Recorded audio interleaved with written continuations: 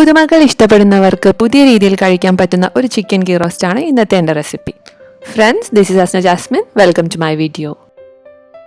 അതിനായിട്ട് ഞാൻ ഒരു 1/2 കിലോ ചിക്കൻ നന്നായി കഴുകി വൃത്തിയാക്കി എടുത്തിട്ടുണ്ട്. ഈ ചിക്കൻ ചെറിയ പീസുകളായിട്ട് കട്ട് ചെയ്തെടുക്കണം.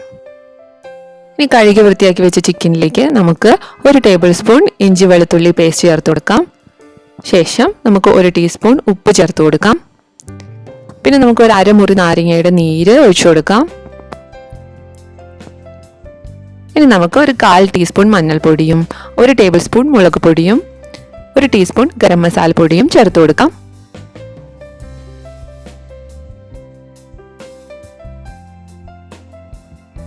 അവസാനമായിട്ട് നമുക്ക് 2 സവാള അരിഞ്ഞതും കൂടി ഇതിനകത്തേക്ക് ചേർത്ത് കൊടുക്കാം.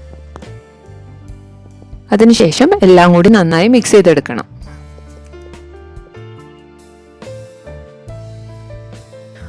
ഇത് ഇടിയപ്പത്തിൻ്റെ കൂടെയും അതുപോലെ ചപ്പാത്തിയുടെ കൂടെയൊക്കെ കഴിക്കാൻ പറ്റുന്ന വളരെ ടേസ്റ്റി ആയിട്ടുള്ള റെസിപ്പിയാണ് കേട്ടോ.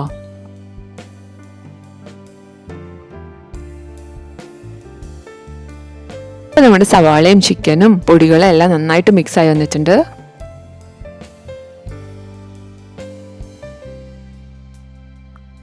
ചൂടായ പാനിലേക്ക് നമുക്ക് 1 ടീസ്പൂൺ നെയ്യ് ഒഴിച്ചു കൊടുക്കാം.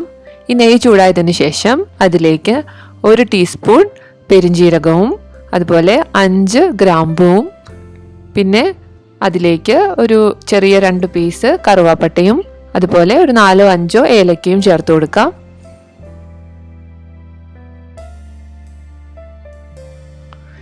ഇനി ഇത് നന്നായി മൂപ്പിച്ചെടുത്ത ശേഷം നമ്മൾ മിക്സ് ചെയ്ത് വെച്ച ചിക്കൻ ഇതിലേക്ക് ആഡ് ചെയ്ത് കൊടുക്കാം.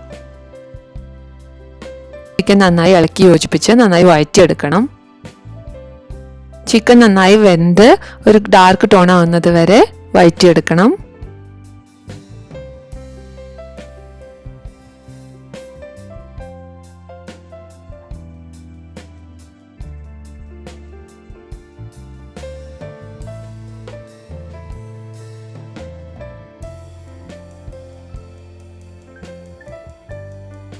ചിക്കൻ നന്നായി വെന്ത ശേഷം നമുക്കിതിലേക്ക് ഒരു 2 ടേബിൾ സ്പൂൺ ടൊമാറ്റോ സോസ് ചേർത്ത് കൊടുക്കാം.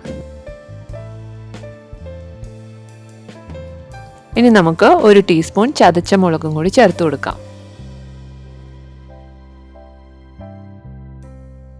ഇനി ഇതിലേക്ക് നമുക്ക് 1 ക്യാപ്സിക്കം ചെറുതായി അരിഞ്ഞതും കൂടി ചേർത്ത് കൊടുക്കാം.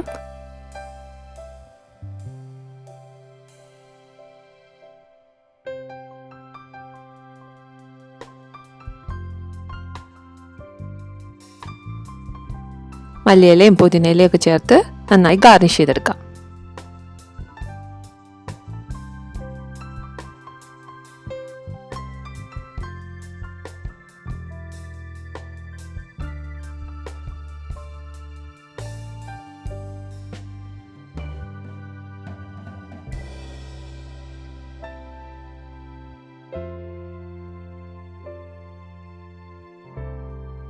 അപ്പോൾ നമ്മുടെ ചിക്കൻ ഗീ റോസ്റ്റ് റെഡി ആയിട്ടുണ്ട്.